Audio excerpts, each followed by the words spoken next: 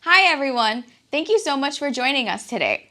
So today we're going to be talking about something that a lot of us might be guilty of, using our phones late at night just to wind down. Now doing that does a lot more than just cut in on our sleep time. It's actually toxic to our bodies and impedes our body's ability to fully recover. So today we're going to be talking about why it might be toxic and ways we can fix our sleep schedule. And today we have Dr. Paulasir here with us to talk a little bit more about that. I think this is a very important topic for all of us. I think all of us are guilty, like Stanola said. So let's dive in. So our first question is, why is using screens a lot more toxic for us than actually reading a physical book? So the answer to that question is the blue light that comes off our screens. The blue light mimics sunlight. So it signals to our body that it is still daytime, even though it is late at night and we're scrolling through our phones. The blue light, which is then interpreted as sunlight, cuts down the melatonin levels in our body. Melatonin is, of course, the hormone that signals our body to fall asleep. So it can cut the melatonin level up to 50%. So even though you're exhausted, the brain is telling you it is still daytime and it's not time to sleep yet. So that's why we're not able to sleep well as we're scrolling through our phones. So beyond just the light that you were talking about now, how does the things that we watch before sleep affect our sleep? Yeah, absolutely. The content of what you watch also matters. So most often we're scrolling through social media, which could have disturbing news stories. It could have really hyperactive videos, funny or otherwise. So it keeps our brain in a high alert mode. So that also affects our ability to fall asleep. So even if we were to fall asleep right after watching these hyperactive videos and lights and colors, it diminishes our brain's ability to go into these deep restorative sleep or REM sleep. So we may wake up more exhausted. So if somebody has poor sleep quality for a long time, does it affect our health in the long run? Absolutely.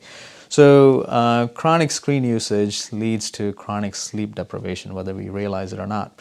And chronic sleep deprivation has been proven to cause diseases like obesity, cardiovascular disease like heart attacks and strokes. And it definitely diminishes our immune system, leading to a lot of infectious disease. So these type of diseases slowly creep into our system without us even knowing about it. And the culprit is sometimes in our hands. And for our final question, what's the most effective way for us to be able to target this without actually doing like a full total digital detox?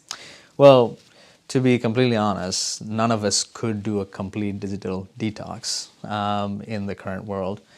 So there are ways to avoid it. A simple phrase would be a digital sunset. What I mean by that is putting away our screens about 60 minutes before we fall asleep. This will allow our body to secrete melatonin in a natural way so we can fall asleep at the designated bedtime. Now, in spite of that, if you have to use your screen within that 60-minute window, there are some ways to avoid this blue light emission. There are some screens in the market right now that'll filter out this blue light. Some of our smartphones nowadays actually have a way to set the light emission setting. So as the day goes on into night, it'll automatically cut down on the blue light emission into kind of an orange yellow hue. So that also helps our brain fall asleep. Now, the best thing to do in that 60-minute window is to avoid these hyperactive videos. So you can even select the content that you watch. So you can cut down on those hyperactive content. And if you were to pick up a device, there are e-paper devices, a book that you can read on a Kindle or something that does not emit these blue lights. And ultimately, a physical book, if you really want to naturally allow your body to drift to sleep, a physical book would be the best alternative to a screen. Thank you so much for talking to us about something that's so important. I know all of us and everybody that's watching here, they would definitely be blessed by this, because I know that everybody loves being on their phones.